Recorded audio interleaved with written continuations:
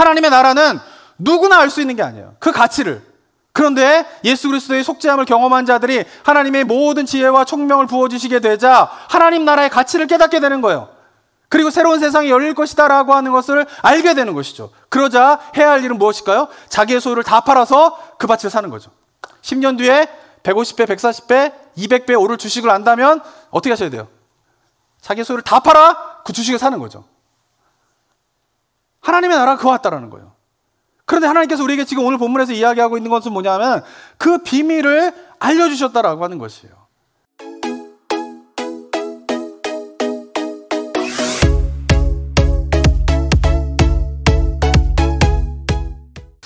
오늘 우리에게 주신 하나님의 말씀은요, 에베소서 1장 7절에서부터 10절까지의 말씀 함께 교독해서 읽어보도록 하겠습니다. 제가 7절부터 읽겠습니다. 우리는 그리스도 안에서 그의 은혜의 풍성함을 따라 그의 피로 말미암아 속량 곧 죄사함을 받았느니라. 이는 그가 모든 지혜와 총명을 우리에게 넘치게 하사 그 뜻의 비밀을 우리에게 알리신 것이요 그의 기뻐하심을 따라 그리스도 안에서 때가 찬 경륜을 위하여 예정하신 것이니 하늘에 있는 것이나 땅에 있는 것이 다 그리스도 안에서 통일되게 하려 하심이라. 아멘. 네, 지난주에 우리는 사도 바울이 성자 하나님의 행하심을 찬양하는 내용을 살펴보았습니다. 사도 바울이 성자 하나님의 행하심을 찬양하는 첫 번째 내용이 무엇입니까? 그것은 바로 그의 사랑하는 자 안에서 속량 곧 죄사함을 받았다라고 하는 것입니다. 제가 지난주에 설교를 하고 난 이후에요, 좀 질문이 있어가지고 오늘 그 부분에 대해서 약간 정리를 하고 좀 넘어가야 되겠다 싶은 생각이 좀 드는데요. 지난주에 말씀드린 것처럼 이 속량 곧 죄사함을 받았다라고 하는 것은 뭐냐면 우리가 자유로운 상태가 되었다라고 하는 것을 말하고 있습니다. 그것은 궁극적으로 어둠의 권세의 다스림 가운데 벗어났다, 이런 의미가 있는 것이고요. 그리고 또 하나 중요한 의미는 뭐냐면은 우리가 이 땅을 살아가는 가운데에서 여러 가지 일들을 겪게 되면서 여러 가지 문제들과 어려움 속에서 우리의 마음과 우리의 영혼을 묶고 우리가 이렇게 자유롭지 못하게 벗어나지 못하게 하는 그 무엇인가가 모든 사람들에게 이제 생기게 되게 됩니다. 근데 예수 그리스도의 죄사함의 능력은 무엇이냐면 그런 것들로부터 실제적인 해방을 경험하게 되는 것이 바로 죄사함의 능력이다라고 말씀을 드렸습니다. 그래서 제가 예로 든 것이 뭐냐면은 9년 동안 성폭행을 아버지로부터 당한 자매가 어떻게 그 죄사함의 경험을 통하여서 아버지와의 관계 속에서 누리게 있었던 두려움과 불안과 또 아버지의 그런 상처로 말미암아 당하게 되는 외로움과 자기를 계속 괴롭히고 있는 생각들로부터 자유롭게 되었는가에 대해서 이제 말씀을 드렸습니다. 자, 그런데 이제 우리가 오해하지 말아야 될 것은 뭐냐면은 이 자매가 하나님 앞에서 자기가 죄인임을 인정하고 죄사함을 경험하게 되면서 자유함을 누렸다라고 하는 의미는 이 아버지, 자기를 성폭행한 그 아버지와의 관계 속에서 자기가 뭔가 잘못을 깨달았기 때문에 죄사함을 받았다, 이런 의미는 아닙니다. 이해가 되시나요? 그러니까 자기를 성폭행한 아버지와의 관계 속에서 이 자매는 잘못한 게 아무것도 없어요. 아버지가 전적으로 잘못한 것이죠. 그러니까 자매가 내가 죄인이다라고 깨닫게 된 것은 그 아버지와의 관계 속에서 내가 무엇인가를 잘못했기 때문에 내가 죄인입니다라고 고백한 것이 아니라 아버지와의 관계와 상관없이 하나님 아버지와의 관계 속에서 내가 죄인입니다라고 하는 것을 깨닫게 된 것이에요. 그러니까 살아오는 동안에 아버지로부터 그 죄를 범한 아버지로부터 상처를 받으면서 피해자로 자기가 살다 보니까 보지 못하는 게 있었어요. 늘 나는 피해자야. 나는 늘 아버지로부터 상처를 받은 사람이야 라고 하는 생각 때문에 여호와 하나님 앞에서 내가 죄인이다 라고 하는 생각을 하지 못했는데 오늘 말씀을 통하여서 여호와 하나님 앞에서 내가 죄인이구나 라고 하는 사실을 깨닫게 되면서 죄사함을 경험하게 되자 어떻게 해요? 아버지와 관계 속에서 풀리지 않던 이 사슬로부터 자유케 되는 그런 은혜를 경험하게 되었다라고 하는 것입니다.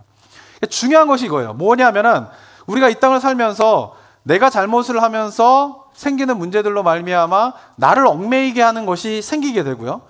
굳이 내가 잘못한 것도 아니지만은 그러나 인생을 살다 보면은 내가 잘못하지 않은 일 때문에 생기게 되는 당하는 어려움과 고난 때문에 또 나를 묶고 나를 이렇게 얽매이게 하는 그 무엇인가가 있게 되는데 이것으로부터 해방되기 위해서 먼저 필요한 것이 뭐냐면 바로 여호와 하나님 앞에서 내가 죄인이구나라고 하는 사실을 깨닫고 인정하는 것이에요. 하나님 앞에서 내가 죄인이다라고 하는 사실을 깨닫고 인정하는 게 뭡니까? 창조주 하나님이 나의 삶의 주인인데 여태까지는 뭐예요? 내가 나의 삶의 주인으로 생각하고 살아왔음을 깨닫게 되는 거예요. 하나님의 뜻 가운데에서 내가 살아가야 되는 인생인데 하나님의 뜻이 아닌 내 뜻을 이루기 위하여서 내 뜻에 따라서 살아갔던 인생이었다라고 하는 것을 깨닫게 되는 거예요. 그것을 인정하는 게 뭐예요? 내가 죄인이구나 라고 하는 것을 인정하게 되는 것이죠. 그러면서 이제는 하나님이 나의 삶의 주인입니다. 그리고 내 뜻을 이루어가는 삶이 아니라 하나님의 뜻을 이루어가는 삶을 살기를 원합니다 라고 고백하는 게 뭐예요? 내가 죄인입니다 라고 하는 고백을 하는 것이에요. 그렇게 되면 어떻게 됩니까? 그 하나님이 우리의 삶 가운데 주인으로 오셔서 우리의 삶을 다스리시게 되고요. 그리고 그 하나님의 뜻에 따라 100%는 아니지만은 그 뜻을 따라 이루려고 살아가게 되면은 어떤 일이 벌어지게 됩니까? 내 삶 가운데 여러 가지 관계들과 이 땅을 살아가면서 발생하게 되는 여러 가지 환경들로 말미암아 묶여진 것들이 어떻게 해요? 풀리게 되는, 자유케 되어지는 그런 은혜를 경험하게 된다라고 하는 것입니다. 마치 아버지로부터 성폭행을 당하면서 그렇게 묶여 있었던 그 삶의 무게가 아버지와의 관계 속에서는 풀리지 않았는데 여호와 하나님과의 관계 속에서 자신의 죄인임을, 하나님이 나의 삶의 주인임을 인정하게 되자 어떻게 되는 거예요? 풀리지 않던 아버지와의 관계 속에서 자유를 경험하고 해방을 경험하게 되는 그것이 바로 죄사함의 능력인 것입니다.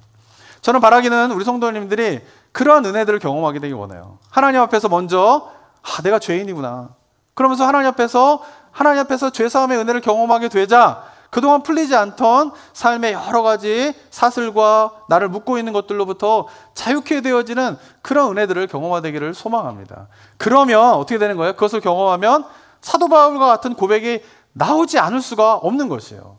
찬송하리로다 그의 사랑하는 자 안에서 우리를 속량 곧 죄사함을 받게 하신 성자 하나님 예수 그리스도를 내가 찬양하노라. 이 찬양이 우리 성도님들 삶 가운데에 마르지 않는 찬양이 되기를 주님의 이름으로 축원합니다. 자, 그런 가운데서 이제 오늘은요 사도 바울이 찬양하는 성자 하나님의 두 번째 행하심에 대해서 우리가 살펴보기를 원하는데요. 두 번째가 무엇이죠? 기억이 나시나요? 첫 번째는 그의 사랑하는 자 안에서 속량 곧 죄사함을 받은 그 하나님의 행하심을 찬양하는 것이고, 두 번째는 뭐였죠? 우리에게 무엇인가를 넘치도록 부어주시는데 뭐를 넘치도록 부어주시죠? 은혜를 우리에게 넘치도록 부어주시고, 그리고 어떻게 해요? 지혜와, 아시는데 말씀하시기 좀 힘드셔가지고 얘기 안 하시는 거죠? 그죠? 지난주에 그렇게 말씀드렸는데 한 주간 또 까먹지 않으시죠? 잘 기억하셔야 됩니다. 하나님 우리에게 부어주시는 게 뭐예요? 모든 지혜와 총명을 우리에게 넘치도록 부어주시는 거예요. 근데 하나님께서 우리에게 지혜와 총명을 넘치도록 부어주시는 이유가 무엇 때문입니까? 우리에게 그동안 감추어진 뭐를 알려주기 위한 거예요? 비밀을 알려주기 위한 것이죠. 그리고 그 비밀이 무엇이냐면 바로 그것이 10절의 말씀입니다. 한번 10절 말씀 읽어볼까요? 한번 읽어보겠습니다. 시작. 하늘에 있는 것이나 땅에 있는 것이 다 그리스도 안에서 통일되게 하려 하십니다. 네, 하나님의 정하신 때가 되면 하늘에 있는 것이나 땅에 있는 모든 것이 다 그리스도 안에서 통일되어지게 되는 하나님의 계획, 그 비밀을 이제 알려주셨다라는 거예요. 이게 무슨 말일까요? 그것은 바로 새로운 세상이 열리게 되었다라고 하는 것을 이야기하고 있는 것이에요. 지금 우리가 살고 있는 이 세상은 어떻습니까? 인간의 죄로 말미암아 어둠의 권세가 지배하는 세상이 되었어요. 그렇죠? 하나님의 통치가 완전히 이루어지지 않는 상태가 우리가 살고 있는 세상인 것입니다. 그런데 이 세상이 이 말, 하늘에 있는 것이나 땅에 있는 모든 것이 다 그리스도 안에서 통일되게 되어진다라고 하는 것은 뭐냐면 이 어둠의 권세가 다스리고 있는 이 세상이 어떻게 해요? 영원하지 않다라는 거예요. 어떻게 해요? 이 어둠의 권세가 다스리고 있는 이 세상이 영원하지 않고 곧 끝날 것이고, 그리고 하나님의 때가 되면 하나님의 통치가 이루어지게 되면서, 완전한 통치가 이루어지게 되면서 하늘에 있는 것이나 땅에 있는 모든 것이 어떻게 해요? 하나가 되는, 그리스도 안에서 하나가 되는 그런 새로운 세상이 열릴 것이다 라고 하는 것을 우리에게 알려주신 것이에요. 인간이 죄를 범함으로 말미암아 하나님의 창조 세계 가운데 일어난 일이 무엇입니까? 그것은 바로 하나님께서 만들어 놓으신 창조의 질서 가운데에서 모든 관계들이 어떻게 해요? 다 깨지게 된 것이에요. 먼저 하나님과 아담이 어떻게 됩니까? 아담이 범죄하게 되자 하나님께서 아담을 부르시는데 아담이 하나님의 낯을 어떻게 해요? 피하게 돼요. 하나님이 아담아 그러는데 어떻게 해요? 아담이 예전에는 에덴 동산에서 하나님과 동행하고 늘 하나님과 함께하고 하나님이 부르시면은 네 하나님 반응하던 아담이 죄를 범하게 되자 어떻게 됩니까? 아담아 그런데 어떻게 해요? 숨는 거예요. 하나님과의 관계가 어떻게 된 거예요? 완전히 깨어져 버린 것이죠. 하나님과의 그 동행이 더 이상 이루어지지 않는 그런 상태 가운데 있게 된 것입니다. 그러자 어떤 일이 벌어지게 됩니까? 사람과 사람인 아담과 하와 사이가 어떻게 해요? 깨어지게 되는 것이요. 하나님이 네가 왜 숨었느냐? 하나님 물어보자 아담이 어떻게 이야기합니까? 내가 어떻게 해요? 벗어서 부끄러워서 숨었습니다. 이렇게 이야기를 해요. 하나님께서 그러자 내가 부끄러운 것을 어떻게 알게 되었느냐라고 묻게 되자 아담이 어떻게 이야기합니까? 하나님이 만들어줘서 내게 주신 여자, 그가 나에게 나무 열매를 주므로 내가 그것을 먹었나이다. 자기가 하나님의 말씀에 불순종하여서 선악을 알게 하는 그 나무 열매를 먹게 된 그 불순종의 이유, 죄에 대한 책임을 누구에게 전가하고 있는 거예요? 아내에게 전가하고 있는 거예요. 하와에게 전가하고 있는 것이죠. 본래 하와를 만들고 난 다음에 아담의 하나님으로부터 하와가 지음을 받고 난 다음에 아담이 어떻게 고백합니까? 이는 내 뼈 중에 뼈요 살 중에 살이라는 거예요. 이 말이 무슨 말이에요? 이 여자는 나의 일부라는 거예요. 나의 일부. 너와 나는 하나라는 거예요. 당신과 나는 하나라는 거예요. 내 뼈고 내 살이라는 거예요. 얼마나 기뻐했습니까? 그런데 죄를 범하게 되자 아담이 하와를 향하여서 어떤 거랍니까? 자신의 지은 죄에 대한 책임을 그녀에게 전가시키고 있는 것이죠. 어떻습니까? 하나가 되었던 아담과 하와의 관계가 완전히 깨어지게 되는 것이에요. 그리고 마지막으로 깨어진 것이 있는데 그것은 자연과 인간과의 관계인 것입니다. 하나님께서 온 우주 만물을 만드시고 난 다음에요, 하나님은 그 우주 만물을 다스리는 거를 누구에게 위임해 주세요? 아담에게 위임해 주세요. 인간에게 위임하는 거예요.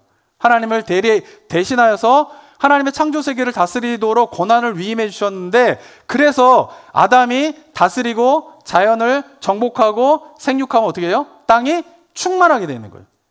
자연과 인간이 어떻게 해요? 서로 조화를 이루면서 서로를 풍요롭게 만드는 것이 창조의 질서였던 것이에요.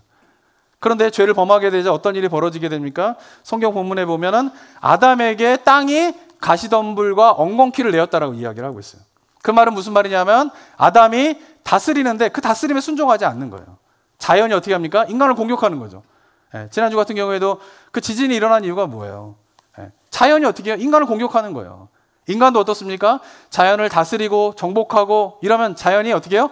풍요로워야 돼요. 원래는 그게 창조의 원리예요. 그런데 요즘은 어떻습니까? 다스리고 정복하면 인간이 발길을 닿는 곳마다 어떻게 돼요? 자연이 다 훼손되어지고 파괴되어지는 일들이 일어나게 되는 것이에요. 자연과 인간의 관계가 어떻게 되는가? 완전히 깨어져 버린 것이죠.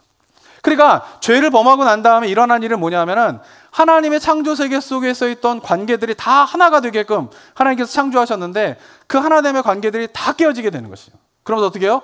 뿔뿔이 흩어지는 거예요. 각자의 소견에 오른 대로 하게 되면서 조화와 아름다움이 아니라 분열과 나눔으로 말미암아 서로 상처를 주는 거예요. 인간과 인간이 상처를 주고 자연과 인간이 서로 공격하면서 아픔을 주고, 그러면서 어떻게 되는 거예요? 인간 삶이 고통으로 가득 차게 되는 그런 죄가 가득한 세상이 되었다라고 하는 것이에요. 그런데 놀라운 사실은 하나님의 창조 세계가 이렇게 망가졌는데 하나님은 이 창조 세계가 망가진 그대로 놔두지 않으셨다라고 하는 거예요.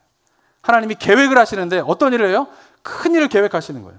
그것이 무엇이냐면 바로 그렇게 죄로 말미암아 깨어진 모든 관계들이 하나님의 정하신 때가 되면 하늘에 있는 것이나 땅에 있는 모든 것이 다 어떻게 해요? 그리스도 안에서 통일되게 되는, 하나가 되는 그 놀라운 계획을 계획하시고 어떻게 해요? 그동안은 감추고 계시다가 예수 그리스도가 오심으로 말미암아 그리스도의 속죄함을 받은 자들은 어떤 은혜를 경험하게 됩니까? 하나님의 모든 지혜와 총명의 부어짐을 받아서 어떻게 돼요? 영혼의 눈이 열리면서 뭐를 깨닫게 되는 거예요? 그동안 감추어졌던 그 비밀을 깨닫게 되는 것이에요. 그것이 무엇입니까?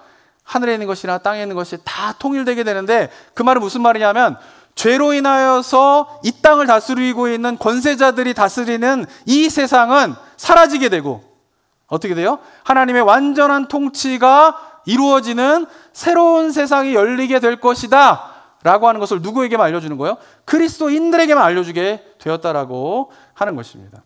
사랑하는 성도 여러분, 하나님께서 왜 우리에게 지혜와 총명을 부어주실까요? 왜 지혜와 총명을 부어주셔서 하나님의 최종적인 계획을, 그 비밀을 우리에게 알려주시는 이유가 무엇 때문일까요? 그것은 바로 우리가 삶의 선택을 해야 되기 때문에 그래요. 하나님의 비밀을 안 자들은 선택을 해야 돼요. 무슨 선택이냐면 지금 이 땅이 영원할 거라고 생각하면서 이 땅의 삶의 방식대로 살아가던 삶의 모습에서 어떻게 해요? 이 세상은 끝날 것이고 그리고 새로운 하나님의 통치가 열리는 새로운 세상이 열리게 될 텐데 그 비밀을 안 사람들은 더 이상 지금까지 살아왔던 삶의 방식 그대로 살아가는 것이 아니라 이 세상의 삶의 방식대로 살아가는 것이 아니라 하나님 나라, 장차 완성될 그 하나님 나라의 삶의 방식에 따라 삶을 살 것에 대한 뭐를 해야 돼요? 선택을 해야 되는 거예요. 그것이 뭐예요? 우리에게 비밀을 알려주신 이유인 것이. 그래서 그리스도인의 삶은 때가 되면 없어지게 될 이 세상의 방식대로 계속 살 건지 아니면 하나님의 때가 되면 새로운 세상이 열릴 것인데 그것을 믿고 아직 열리지 않은 그 세상을 믿고 그 삶의 방식, 하나님 나라의 삶의 방식을 살 건지를 어떻게 해요?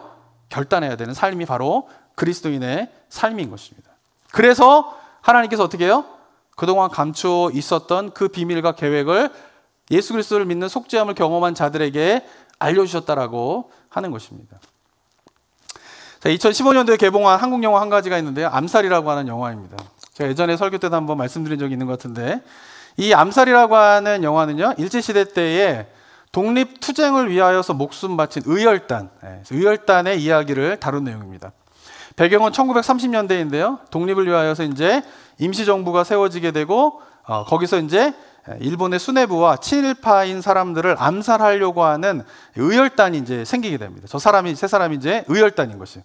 그래가지고 누구를 이제 암살하려고 계획을 하냐면 당시에 조선의 주둔군의 사령관인 카와구치 마모루라고 하는 사람을 암살하려고 치밀하게 전략을 짜게 됩니다. 재정적으로도 든든하게 하고요. 사격을 잘하는 사람들도 모집을 하고요. 그리고 어떤 행사에 실수 없이 저 사람을 암살하기 위해서 그 사람을 암살하기 위해서 다 계획을 딱 하고 디데이를 딱 맞이하게 되는데 결국은 그 디데이 날 암살 작전이 실패를 하게 됩니다.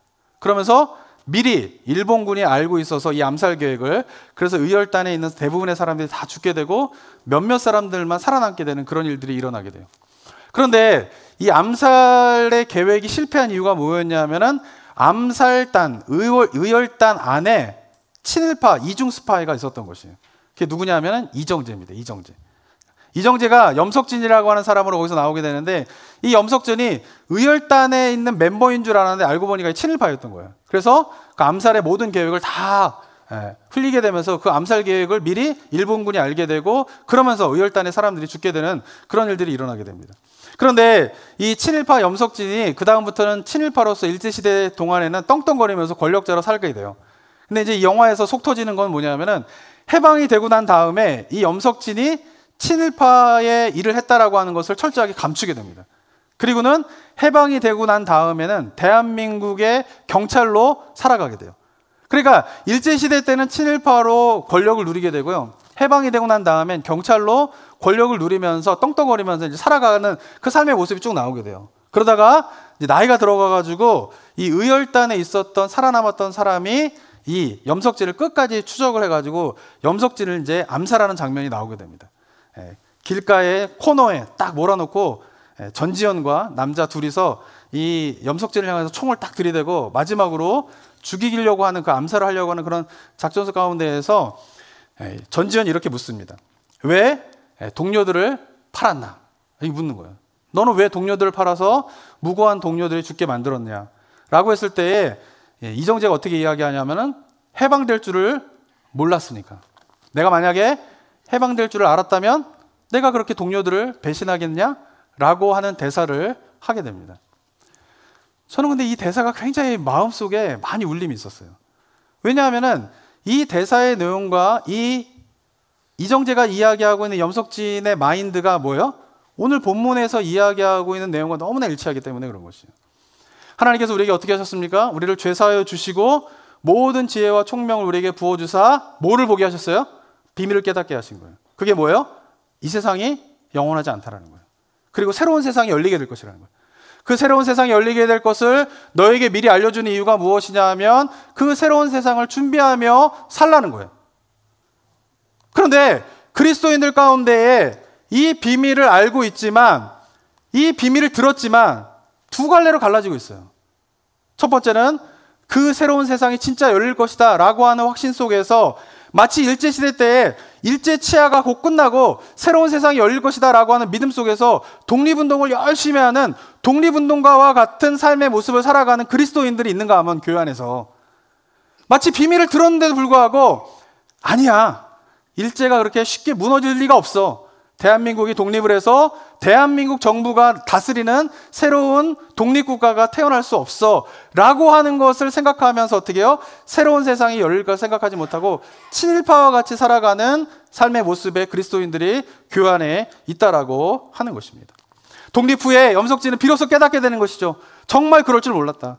만약에 새로운 세상이 올 거라고 생각하면 내가 왜 배신을 했겠는가 라고 말하고 있는데, 이런 말과 비슷하게 할 말을 장차 예수 그리스도가 오셔서 하늘에 있는 것이나 땅에 있는 모든 것이 다 통일되어져서 새로운 세상이 열리게 될 때에 이와 비슷한 말을 하게 될 사람들이 있을 것이다라고 하는 거예요. 예수님께서 물어보실 거예요. 왜 말씀을 순종하지 않는가? 왜 말씀에 순종하며 살지 않았는가? 그럴 때 어떤 사람들은 어떻게 대답할까요? 몰랐으니까요. 새로운 세상이 열릴 거라고 생각하지 못했으니까요. 제가 만약에 새로운 세상이 열릴 거라고 알았다면 왜 하나님의 말씀에 순종하며 살지 않았겠습니까? 라고 하는 말을 하는 사람이 생겨날 것이다 라고 하는 것입니다. 사랑하는 성도 여러분, 우리가 하나님의 말씀에 따라 살아가야 되는 이유가 여기에 있어요. 우리가 하나님의 말씀에 순종하면요, 이 땅 가운데 복을 받기 위해서 하나님의 말씀에 순종하며 살아가는 거가 아니에요. 근데 신기한 거는 뭐예요? 하나님의 말씀에 순종하며 살아가면 이 땅에서도 복을 받습니다. 경험하시나요? 근데 더 재밌는 건 뭐예요? 정말 하나님의 말씀에 따라 순종하면서 복을 받으려고 순종하지 않는 사람, 그런 사람들 가운데 이 땅에서 말씀에 순종하면서 복을 받지 못해도 말씀에 순종해요. 이유는 무엇 때문이냐면 이 땅에서 복을 받기 위해서 말씀에 순종하는 것이 아니라 새로운 비밀을 알게 되어서 그 새로운 세상의 삶의 방식을 앞당겨 와서 살아야겠다라고 생각하기 때문에 말씀에 순종하기 때문에 그런 것이죠. 근데 그런 사람들은 복을 받던 복을 받지 않던 중요하지 않아요. 왜? 중요한 건 뭐예요? 새로운 세상이 열릴 것인데 그 새로운 세상이 열릴 그 삶의 방식을 내가 앞당겨서 내가 여기서 살아야겠다라고 하는 마음으로 어떻게 해요? 하나님의 말씀을 순종하면서 장차 열리게 될 새로운 세상을 준비하며 살아가게 되는 것이 바로 그리스도인의 삶이기 때문에 그런 것입니다. 사랑하는 성도 여러분, 우리 성도님들 어떻습니까?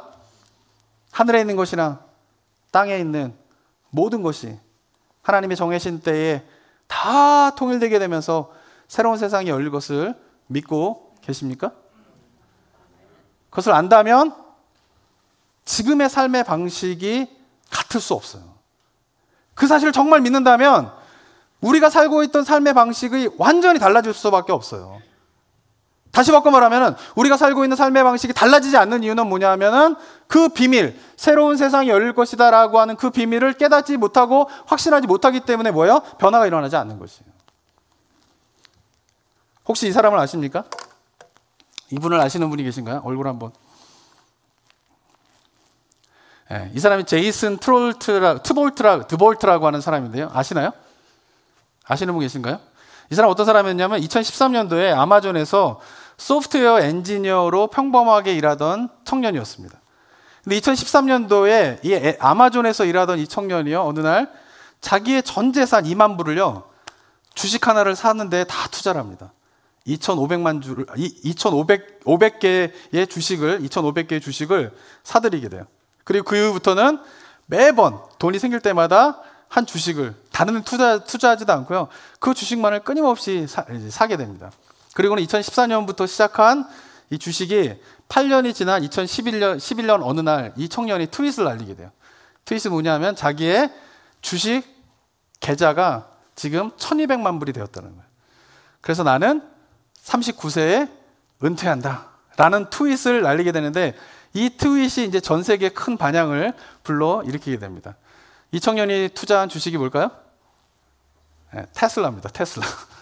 2013년도에 이 청년이 이 테슬라의 주식에 투자할 때 주식값이 7.5달러였대요. 7.5달러를 자기 2만 불의 재산을 다 투자해가지고 사들인 거예요. 그리고 그 다음부터 계속 테슬라 주식을 사들인 것이죠. 그리고는 이것이 8년이 지나서 140배? 증가하게 되면서 131억이라고 하는 1200만 달러의 계좌의 주인공이 되면서 은퇴를 하겠다는 거예요. 만약에 2021년도를 살던 어떤 사람이 우리가 만약에 2013년도를 지금 살아가고 있다라고 하면 2013년도에 와서 8년 뒤면은 테슬라 주식이 140배, 150배를 오를 겁니다. 라고 누군가가 만약에 여러분에게 알려준다면 뭐 하시겠습니까? 뭐 하시겠어요? 앞으로 10년 뒤에, 지금 테슬라 주식 말고 앞으로 10년 뒤에 테슬라 주식처럼 140배, 150배 오를 만한 주식이 있다라고 하는 거를 누군가 미래에서 와서 여러분들에게 알려준다면 뭐 하시겠어요? 자기의 전 재산을 어디에 투자해야 됩니까? 테슬라에 투자해야 되는 거예요. 알려준 주식에 투자해야 되는 거예요. 근데 이게 뭐예요? 그리스도인의 삶이라는 거예요. 주식 투자라는 게 그리스도인의 삶이라는 게 아니라요. 예수님도 이와 똑같은 이야기를 마태복음 13장 44절에서 하시게 됩니다. 한번 읽어볼까요?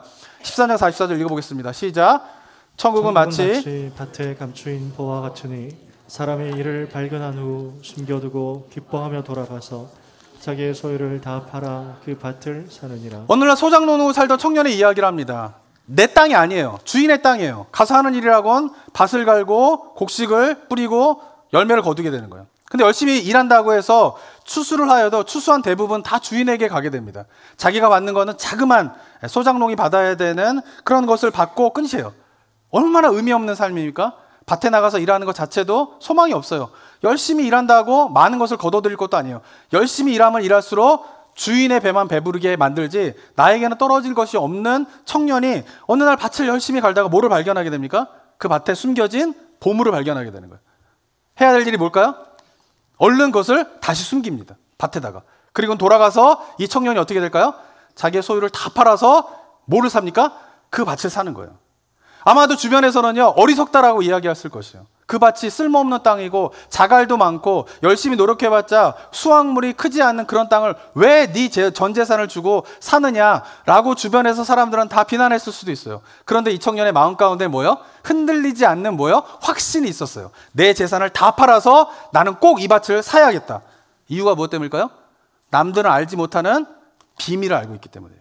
그 밭에 숨겨진 보화를 알기 때문에 남들은 다 모르지만 그 밭의 가치를 알고 있기 때문에 자기의 소유를 다 팔아서 그 밭을 사는 그 사람의 모습을 예수님께서 이야기하면서 뭐라고 말하십니까?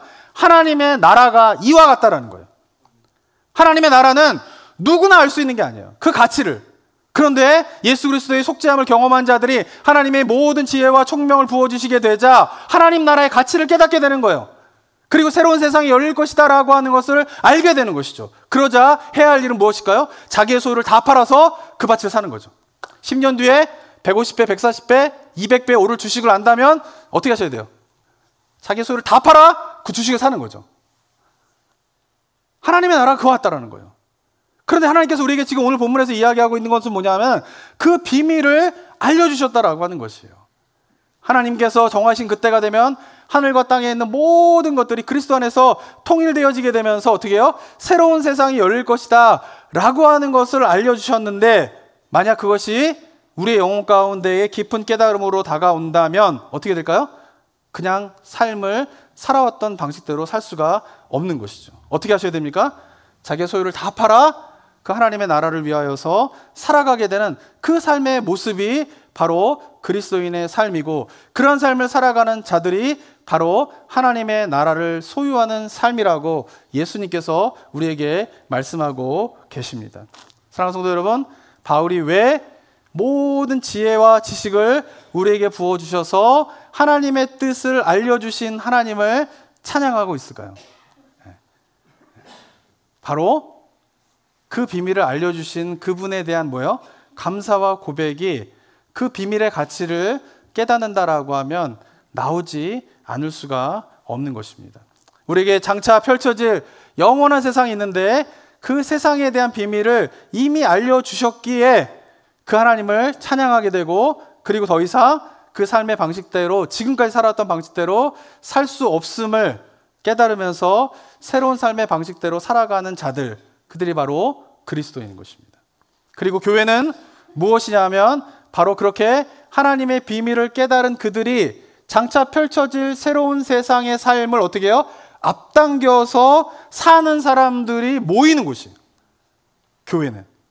그래서 장차 펼쳐질 그 하나님의 나라에 대한 것을 알기에 그것을 미리 앞당겨서 삶을 살고 있는 자들이 모이는 교회에서는 뭐를 경험할 수 있습니까? 하나님의 나라를 경험하게 되는 것입니다. 장차 펼쳐질 하나님의 나라, 그 천국을 교회에서 경험할 수 있는 것입니다. 왜? 그리스도인들은 바로 그 삶을 앞당겨서 사는 사람이기 때문에 그런 것입니다. 바라기는 저와 여러분들이 하나님께서 우리에게 알려주신 이 비밀들을 온전히 깨달으면서 지금까지 살아왔던 방식이 아닌 그 나라의 삶을 앞당겨서 살면서 우리가 이 땅 가운데에서 세상을 향하여서 천국을 보여줄 수 있는 그런 삶의 모습이 우리 모든 성도님들의 삶의 모습이 되시기를 주님의 이름으로 축원합니다. 기도하겠습니다. 우리 시간 먼저 찬양 한 곡하고 같이 기도했으면 좋겠는데요. 시작됐네라고 하는 찬송 같이 한번 불러보도록 하겠습니다.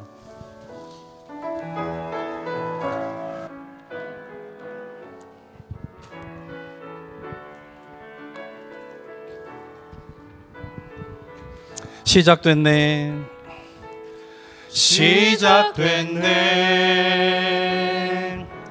우리 주님의 능력이 나의 삶을 다스리고 새롭게 하네.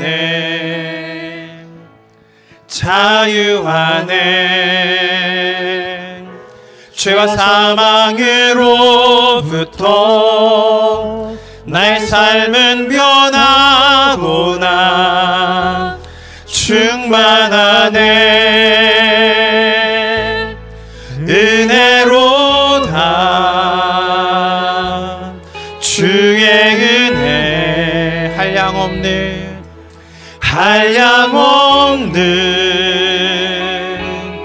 주의 은혜 은혜로다. 주의 은혜 변함없는 신실하신 주의 은혜. 다시 한번 시작됐네. 우리 주님의 능력이 나의 삶을 다스리고 새롭게 하네. 아멘. 자유하네. 죄와 사망으로부터 나의 삶은 변하구나. 충만하네. 아멘. 은혜로다. 주의 은혜 한량없는 주의 은혜 은혜로다. 주의 은혜 변함없는 신실하신 주의 은혜로다. 주의 은혜로다. 주의 은혜 한량없는 주의 은혜 은혜로다. 주의 은혜 변함없는 신실하신 주의 은혜. 이 시간 기도하며 나아갈 때에 사랑하는 성도 여러분, 하나님의 나라는 이미 시작되었습니다. 하나님의 통치는 이미 시작되었습니다. 그 비밀을 우리에게 알려주시고자 우리에게 모든 지혜와 총명을 우리에게 부어주신 것입니다. 이 비밀을 깨닫고 어떠한 삶을 사시겠습니까? 염석진과 같이 몰랐으니까, 새로운 세상이 열릴 수를 몰랐으니까 내가 이렇게 살았지라고 나중에 주님 앞에 서게 되는 날 그렇게 고백하시겠습니까? 아니면 주님, 주님의 약속의 말씀을 저에게 깨닫게 해주셔서 그 비밀을 미리 알고 있어서 제가 하나님 나라의 삶을 살다 이렇게 주님 앞에 오게 되었습니다. 나를 구원하시고 모든 지혜와 총명을 허락하셔서 이 비밀을 깨닫게 하여 주신 하나님 주님을 찬양합니다 라는 고백으로 주님 앞에 서시겠습니까? 이 시간 한번 기도하며 나아갈 때에 결단하며 새로운 비밀을 알려주신 그 하나님의 마음을 생각하면서 나의 삶에 대한 결단을, 고백을 주님 앞에 드리며 기도하며 나아가도록 하겠습니다. 기도하겠습니다. 아버지 하나님 은혜 감사드립니다. 이 시간 주님 앞에 기도하며 나아갈 때에 하나님 새로운 비밀을 알려주신, 새로운 세상이 열릴 것에 대한 그 비밀을 알려주신 하나님을 찬양하며 내가 그냥 이런 상태로 살아가는 것이 아니라 그 삶의 비밀들을 아름다워 새롭게 펼쳐질 그 하나님의 나라, 새로운 세상의 삶의 방식을 지금 당겨와서 앞당겨서 살 수 있는 나라를 주신 하나님에게 감사를 드립니다. 그냥 건강하게 살는 인생이 아니라 그냥 하나님의 나라의 것과 상관없이 이 땅에서 내가 되어 주님께서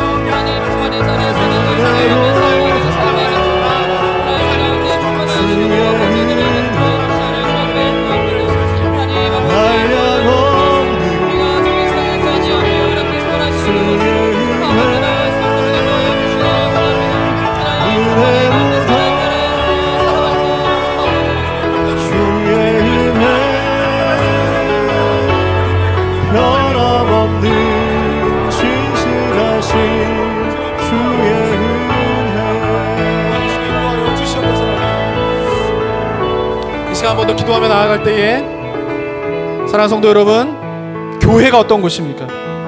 교회는 그저 사람들이 모이는 곳이 아니에요. 교회는 하나님의 비밀을 깨달은 자들이 그 세상이 열릴 것에 대한 확신을 가지고 지금같이 살아왔던 방식에 따라 삶을 살아가는 것이 아니라 새로운 세상, 하나님의 나라, 천국의 삶을 앞당겨 사는 자들이 모인 곳이 교회입니다.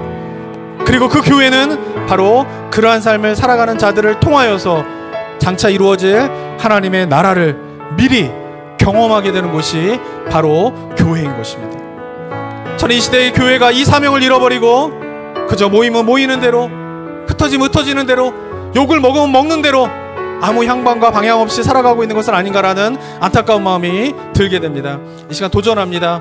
주님께서 우리를 향하여서, 이 교회를 향하여서 뜻하신 바들을 온전히 깨닫고 이 교회가 그 주님의 뜻하신 바들을 이루어가는, 천국을 이 땅 가운데에서 미리 보여줄 수 있는 하나님 나라 백성들의 삶이 회복되어지는 그런 교회가 될 수 있도록 우리가 함께 기도하고 우리의 삶도 그렇게 주님 앞에 드리기를 결단하며 나아가는 기도를 함께 하기를 원합니다. 기도하시겠습니다. 아버지 하나님, 주의 은혜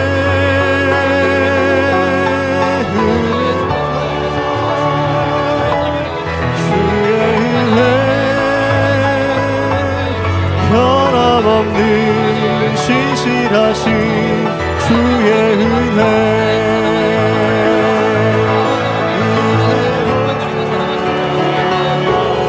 주의 은혜, 한량없는 주의 은혜, 은혜로다 주의 변함없는 신실하신 주의 은혜, 은혜로다 주의 은혜, 한량없는 주의 은혜.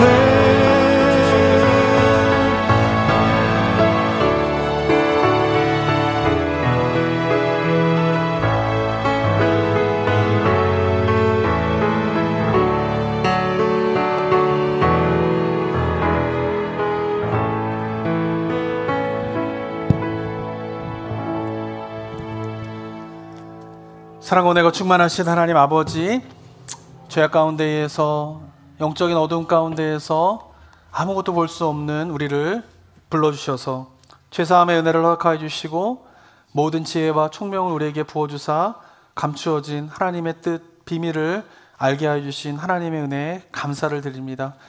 하나님의 정하신 때가 되면 하늘에 있는 것이나 땅에 있는 모든 것이 통일되어지게 되면서 지금까지 어둠의 권세가 다스리던 이 세상이 없어지고 그리고 새로운 하나님의 나라가 시작될 것을 미리 알려주신 하나님의 은혜를 찬양합니다.